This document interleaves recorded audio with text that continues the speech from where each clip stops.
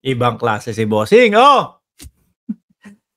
Biruin niyo mga bossing, kung hindi ako nagkakamali, may 1 buwan na din, ano po, nung na-interview si Congressman Sandro Marcos, mga kababayan, na kumbaga kami hindi ko alam, sabi ni Sandro, hindi ko alam, kung bakit nagkagano'n lahat, pero, meron akong number ni Baste, meron siyang number ko, puwede naman kami mag-usap, magkontakan, oh, 'di ba? Gano'n. So ngayon, siguro nag-iisip ng ano, dahil nga medyo slow si Baste, kapagka nagsasalita pa ho yan mga bossing, iintay ka ng 10 to 15 minutes, slow motion, bago mo makuha o marinig yung kanyang sagot, eh. Ano po? Ito ang sagot ni Baste Duterte, mga kababayan, 'no?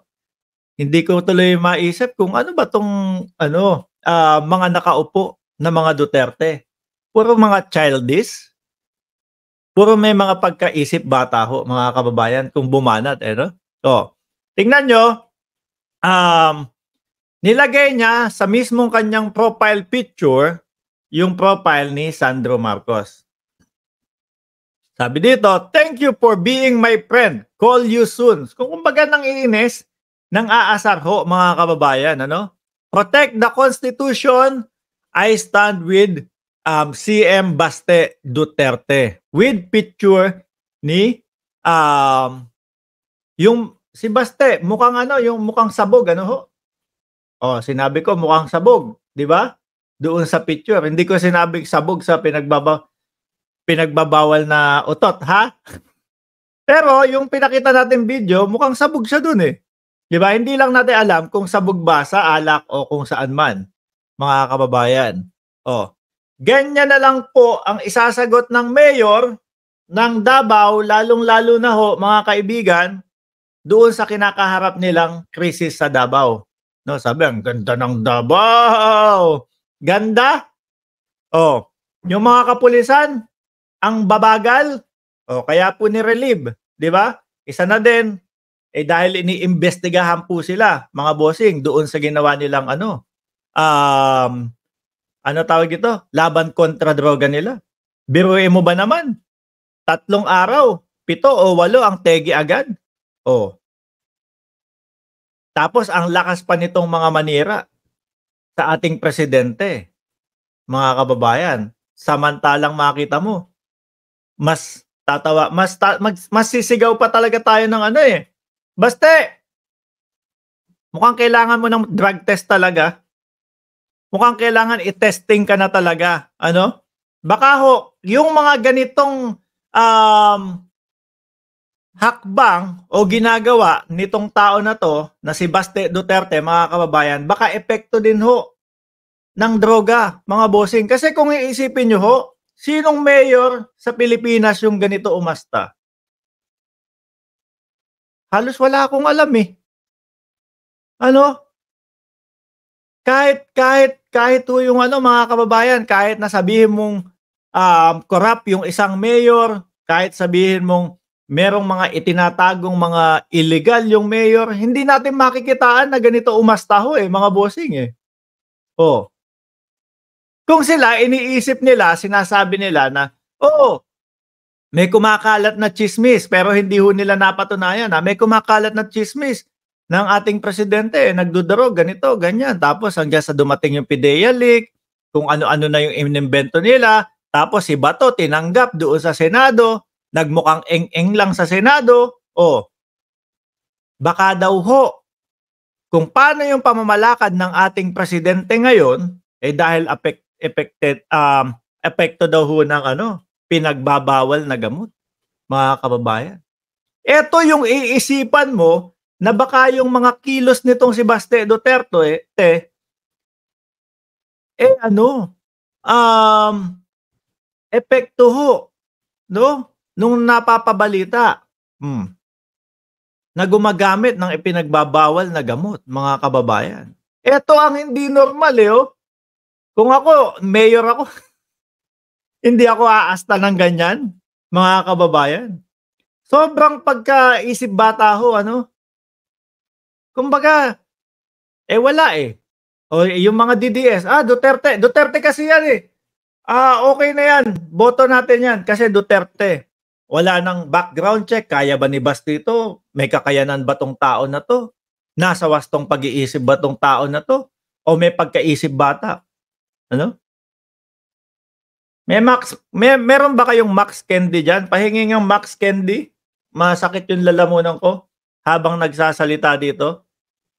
Kumakate kasi yung Max Menthol Candy, masarap po 'yun mga bossing. Lalo na pagka kumakate yung yung lalamunan 'no. Umahagod dito yung menthol no, yung Max Candy. Oh. Baka sabihin niyo na naman yung mga may crush kay Baste. Inaasar ko na naman ha. Baka sabihin niyo na naman, "Oy, bakit sinasabi mong Max Candy?" Makati yung lalamunan ko. Daming may crush kay Baste. Siguro nung dati, ayoko na nga lang magbanggit. Sige na, basta alam nyo na. Basta alam nyo na, yung Max Candy, humahagod ho yun dito. Lalo na kapag ka Waikaon. Sabi, Waikaon.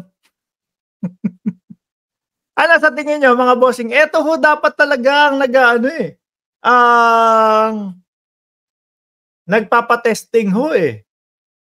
Ano po? Eto dapat ang nagpapatesting, mga kababayan. Sigaw sila ng sigaw. Kita nyo ho, mga bossing, lahat ng isinisigaw nila, ibinibintang nila sa ating Pangulo, bumabalik ho dito sa kay Baste. Bumabalik ho sa kampo nila, mga kababayan. Yung mga walang kakwenta-kwentang bintang nila hanggang ngayon, hindi pa din ho napapatunayan. Oh. Di ho ba? Talagang makatilala muna ko. Max, may candy ba kayo dyan na Max Candy? Bigyan nyo nga ako mamaya pagkatapos ng live. Ano po, mga bossing? Isa pa, yung suspension nito, mga kababayan. Naniniwala ako na talagang ito, suspendido to.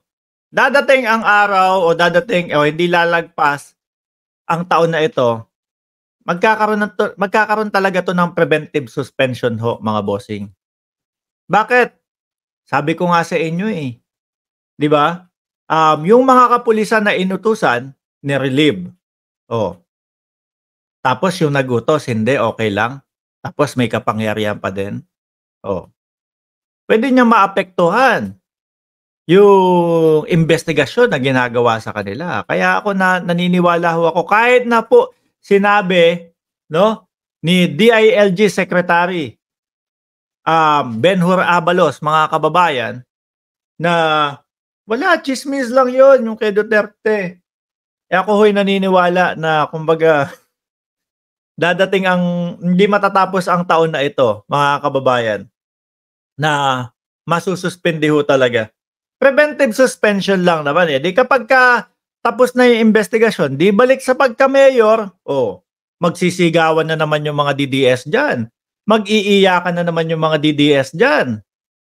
Ano? Grabe. Ginigipit nyo ang mga Duterte. Ginigipit nyo ang mga Duterte.